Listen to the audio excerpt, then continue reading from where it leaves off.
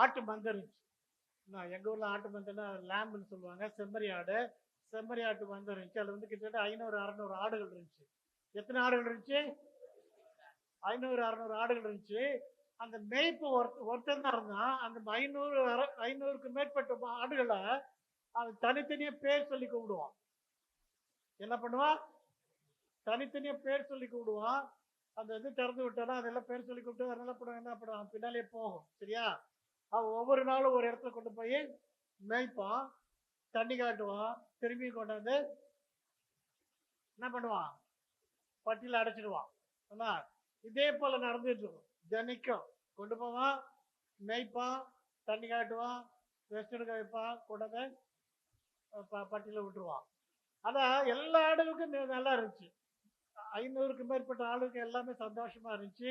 அவ கூப்பிடுவான், இது என்ன கீர்த்திகா அப்படின்னு கூப்பிடுவான், என்ன காவியான்னு கூப்பிடுவான், சிவசக்தின்னு கூப்பிடுவான், என்ன ஜித்துன்னு கூப்பிடுவான், ஜாஷுன்னு கூப்பிடுவான், என்ன கவின்னு கூப்பிடுவான், பொக்கன்னு கூப்பிடுவான். எல்லாம் என்ன பண்ண போயிட்டே இருக்கும். ஆனா அதுல ஒரே ஒரு ஆடு மட்டும் இருந்துச்சு. அதுக்கு பேர் வந்து கவி. என்ன கவின்னு பேரு. என்ன பேரு? அந்த கவின்ற ஆட்டுக்கு மட்டும் ஒரு எரிச்சல் அவன் கூப்பிடு போடலாம். என்ன காவிய அனுபவம் நல்லா இருக்கும், ஓவிய அனுபவம் நல்லா இருக்கும், சிவசக்தி அனுபவம் நல்லா இருக்கும், செம்மொழி அனுபவம் நல்லா இருக்கும், கார்த்திகா ஜாஷ் ஜித்துன்னு கூப்பிடும் போல நல்லா இருக்கும். இந்த கவின்னு கூப்பிட்ட மட்டும் அந்த ஆட்டுக்கு என்ன பண்ணான், என் பேரை கூப்பிடுறான் பாரு, எதுக்கு என்ன கூப்பிடுறான் அவன், எப்ப பார்த்தாலும் ஒரே இடத்துக்கு கூப்பிட்டு போறான், எப்ப பார்த்தாலும் ஒரே இடத்துக்கு தண்ணி காட்டுறான், எப்ப பார்த்தாலும் ஒரே மரத்துல படுக்க வைக்கிறான், இது நமக்கு ஒத்து வராது அப்படின்னு என்ன பண்ணார் கவி ஒரு நாள். என்ன அப்படியே பின்னாலே போயிட்டார். ஆடுகள்லாம் மேய்ஞ்சிட்டு என்ன பண்ணுது, முன்னால போகுது. இந்த ஆடு மட்டும் என்ன பண்ணுது, பின்னாலே போகுது. மேய என்ன பண்றாங்க, எல்லாரும் முன்னால போறாங்க மேய்ஞ்சிட்டு, இவரு ரிவர்ஸ்ல போறாரு. போய் மத்தியானம் ஆயிடுச்சு. அவர் என்ன பண்ணிட்டாரு, எஸ்கேப், என்ன ஓடிவிட்டாரு, மந்திய விட்டே ஓடிட்டாரு. மந்திய விட்டு ஓட அவருக்கு என்னது ஒரே சந்தோஷம். எங்க சுத்தி பார்த்தாலும் காடா இருக்குது. என்ன யாருமே ஒரு என்னது, ஏய் கவி அங்க போவாத, ஏய் கவி உட்காந்து படி, ஏய் கவி தண்ணி குடி, ஏய் கவி மரத்துல வந்து ரெஸ்ட் எடு, நல்லா சொல்றதுக்கு யாருமே கிடையாது. அவருக்கு ஒரே குஷி, துள்றாரு, துடிக்கிறாரு, அங்க ஓடுறாரு, இங்க ஓடுறாரு. ஆட்டுக்குட்டி ஓடுறத பாத்துருக்கீங்களா? அவங்க ஸ்டைல டைவ் அடிப்பாங்க, அது எல்லாம் அடிச்சு பாக்குறாரு கவி. எல்லாம் பகல் பூரா சும்மா ரொம்ப சந்தோஷமா இருக்குது. 5 மணி வரைக்கும் சந்தோஷமா இருந்துச்சு. 6 மணி ஆச்சு. என்ன 6 மணி ஆனா என்னாக இருட்டாக ஆரம்பிக்குது. அப்பதான் என்ன பண்ண கொஞ்சம் கொஞ்சமா நடுங்க ஆரம்பிக்குது. அப்படி 7 மணி ஆகுது. என்ன ஆகுது, காத்து அடிக்குது, குளிரா இருக்குது. என்ன 8 மணி ஆகுது. ஓனாயில என்ன பண்ணுது, ஊ அப்படின்னு இவருக்கு என்ன பண்ணுது, வயிற்ற கலக்குது. என்ன அப்புறம் சிங்கெல்லாம் கத்துது, என்ன புலியெல்லாம் கர்ச்சனை பண்ணுது. இவருக்கு என்ன பண்றதுன்னு தெரியல, நடுங்குது பயங்கரமா. ஐயோ, நாம கும்பலா இருக்கும்போது என்ன பண்ணோம், அந்த சுதந்திரம் இல்லைன்னு சுதந்திரமா வெளியில வந்தா, என்னடா இது குளிருக்கு நம்ம சேர்த்து ஒன்னா சேர்ந்து படுக்கிறதுக்கு கூட ஆடு இல்லை, குளிர் நடுங்குது.